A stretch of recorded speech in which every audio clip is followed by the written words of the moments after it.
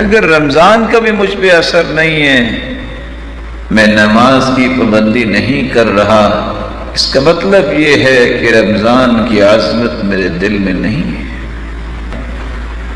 آپ تراویح پڑھیں، لیکن یہ بات یاد رہنی چاہیے، ساری رات قیام آپ کریں اور آپ کے ٹپ ٹپ آنسو گرتے رہیں، ساری رات کے آنسوؤں سے ظہر کی نماز پہ اگر آپ سخت گرمی میں بھی جاتے ہیں اور ایک قطرہ پسینے کا آپ کے ماتھے اور آپ کے چہرے پہ آتا ہے، یہ ایک قطرہ ساری رات کے رونے سے افضل ہے، کیونکہ یہ فرض نماز ہے، وہ نفل نماز ہے۔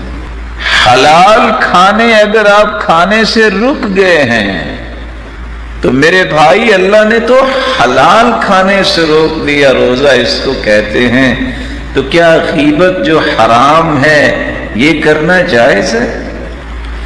چغلی حرام ہے، یہ کرنا جائز ہے؟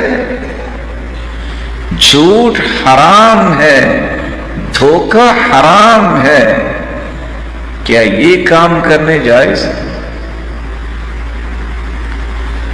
حلال سے جب رب نے روک دیا ہے تو میرے بھائی حرام کا ارتکاب نہ کرنا۔ اور صحابی نے سوال کیا تھا، بڑا مزیدار سوال، اللہ کے رسول میرا جی چاہتا ہے کہ میں نے ساری دنیا سے نیک بن جاؤں، کمال کی خواہش نہیں؟ تو آپ نے یہ تو نہیں کہا تھا کہ آپ سجدے میں پڑ جاؤ تو یہاں ہی فوت ہو جانا، یہ نہیں کہا۔ فرمایا اتق المحارم تکن اعبد الناس،